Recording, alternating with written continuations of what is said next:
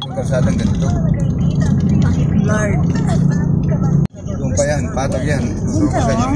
Ganda pa ito eh. Maganda pang rancho talaga yan, overlooking. Ganda. Tatawagan ko sa'yo kung mayroong 5 hectares dito. Oo. Kaya yung pinuntahan natin, mura yan.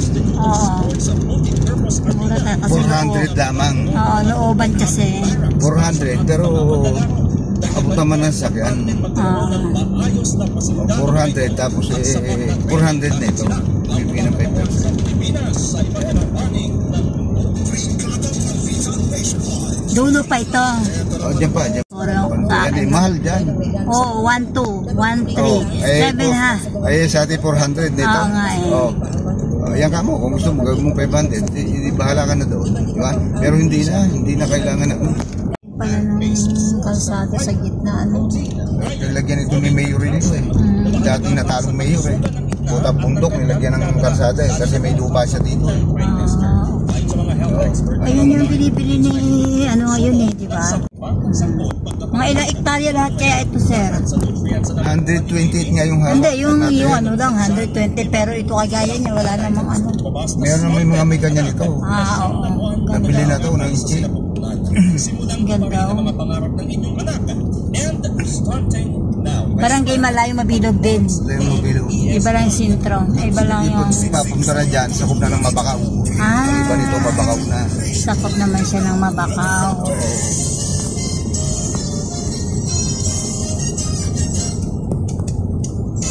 Marami nang nabago dito ah.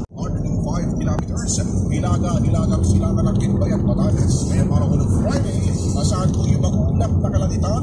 May kasamang kanan-kanan na mag-ulan sa bahagi ng Sambales, Bataan, Palawan, Occidental Mindoro, Western Visayas, Zamboanga Peninsula, Northern Mindanao at Caraga dahil pa rin sa umiiral na habagat. Dahil naman po sa pinagsamang na ito ng habagat, pagkarin yung mag-ulap sa thunderstorms. Asahan pa rin po yung mga kanan-kanan na mag-ulan FMR.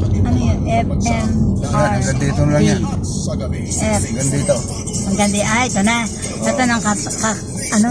Hanggang doon. Kasi yan yung highway na dito. Pababa na siya. Hindi, ano lang yan. Ito lamang. Hanggang doon yan.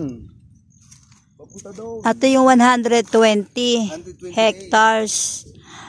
Mula saan, sir? Hanggang dito lang talaga. Ito lang. Ayun, hanggang doon sa may mangga na yun. Dami mangga dyan, sir. Ayun yung nasa una na yun. Tapos papunta dito. Paikot. Papunta doon sa may... Paikot siya. Ayan, 120 hectares po ito. Dire-diretso na yan. Nalakad na ninyo yan, Dolo? Ay, dinaanan namin na yan. Hindi rin kasali? Hindi kasali yan. Ito, may kasada yan dyan.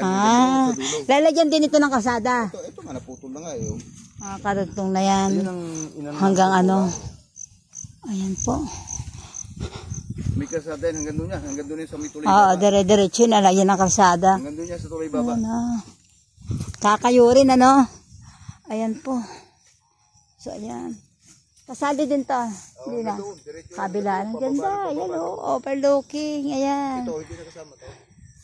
Natatanaw na po. Ang ganda. Basta ito, diretso hanggang doon. Patag na yan. Ito po ang ating property na 120 hectares. Dito po sa Layong Mabilog, Maragondon. So, overlooking po siya. Ayan po, napakaganda po ng kanyang area. Ang lamig. Malamig po ito. Magandang farm.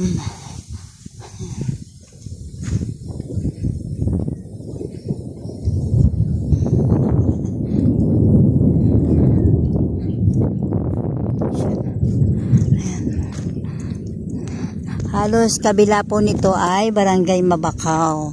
Dito po sa Maragondon. Ayan po, tara na po at mag-invest na po tayo ng ating mga property dito po sa Maragondon. Ayan po, 2021, ginawa po ang ating kalsaping na lupa. So, ayan po. Patag po siya, overlooking.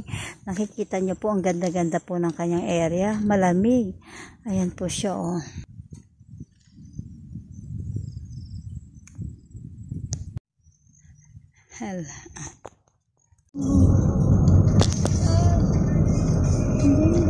Maraming binibenta rito.